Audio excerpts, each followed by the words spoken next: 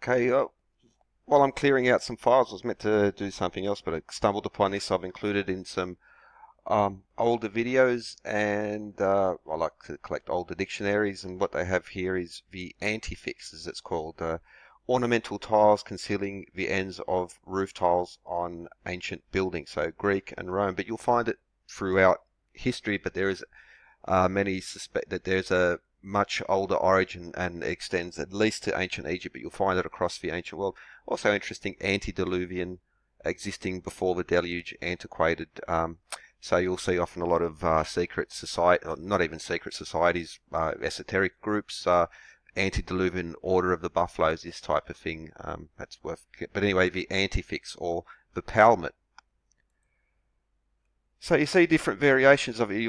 Once you get your eyes clued into this, you'll start spotting it everywhere, and you'll see it both in ancient, but in modern architecture as well. So the antefix, but the Palmette, as I'll be referring to now. This is the ancient Egyptian hieroglyph for Akhet, where we see the sun rising between two mountains, and this is said to be the origin of the Palmette. That the Palmette represents the rising sun. So there we see Akhet, the symbol as well, so amongst other hieroglyphs and symbols.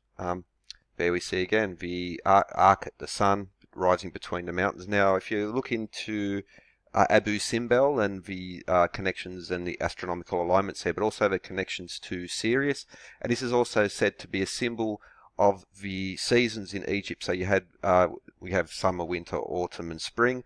They had different seasons. Now I forget three of them in regards to the flooding of the Nile, and that's what this is said to be. So connecting to Sirius and the flooding of the Nile cycles, if you look into Abu Simbel, you'll find a lot more in there. But the Palmette or the Akhet, again, it's just another example drawing the antefix as we see there, Greek and Roman temples. But you see a symbol like in Egyptian columns as well. That's like one example, like where you see this symbol, and it's got well, to do with the cycles of time as well, and the seasons as well, connected to the Nile, to Sirius.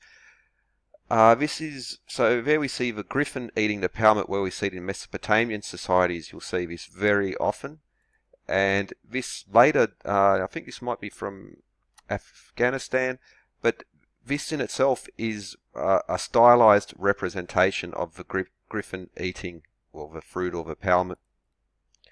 And you'll start to see it. So, for instance, in Nineveh and many other places, now they get stylized. Sasanians, Persians, Temple of Athena, Athens. Well, again, so many places, and again, there's even the Temple of Knossos. I haven't got this connection here, but if you look into the Temple of Knossos, you'll see the same symbol there. It's also said to be connected to Indian temples as well, but I won't go into that for the moment. Here we see the same Mithras and this silver artifact, and again the Palmette and this regeneration. These are some ancient ones found in Afghanistan, probably from around about the time of Alexander.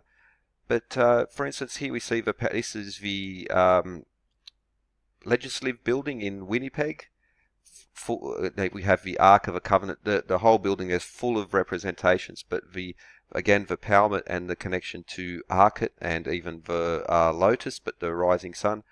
The petals depicting the setting, the rising sun touching two mountains, the dying being reborn, Ra giving life to earth. Later forms of Palmettes also show palm fronds.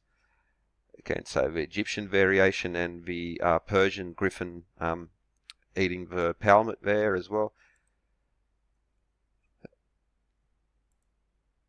More columns. Now again, these are from Afghanistan. You see the handbook of ornaments and how these ancient symbols have been passed through time, embedded in architecture, and as with, for instance, swastika or the acanthus, at least up to World War II, just a dominating architectural design, as well as design of textiles and furniture, and it's as if it's part of our collective subconscious as well.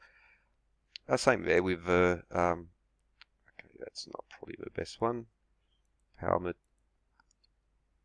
Akhet again, the the seasons of Egypt. So there are the different the seasons of Egypt were defined by the setting and the flood cycle, which was so important to the fertility, and again connected to, for instance, Abu Simbel and astronomical events as well.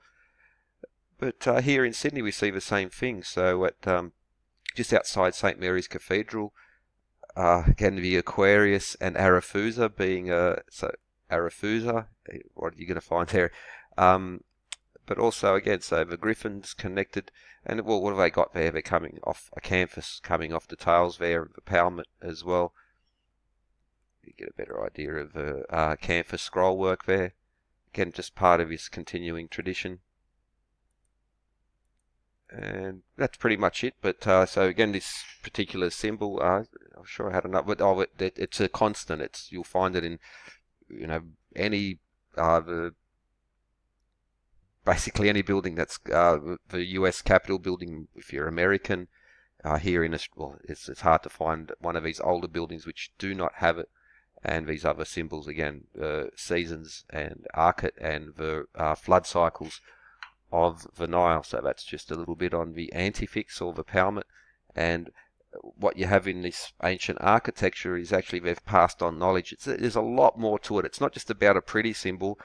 There is connections to this. There's things worth looking into, and how they, again, cross time, cross cultures, cross civilizations, still with us now. And it's just well, why exactly is it's just like with the laurel, the rose, the Palmette here. These are just passed on, and they're very strongly connected also to the flood legends, such as Utnapishtim in the Sumer legend, which is the original story. If you compare Noah to Utnapishtim flood story in the Epic of Gilgamesh, they're exactly the same.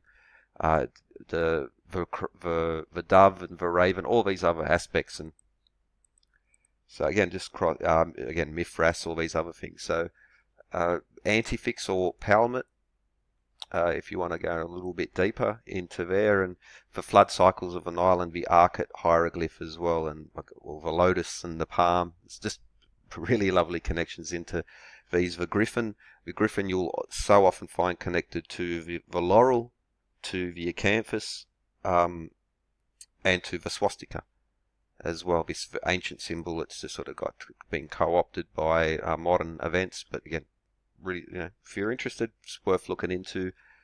And have a good one.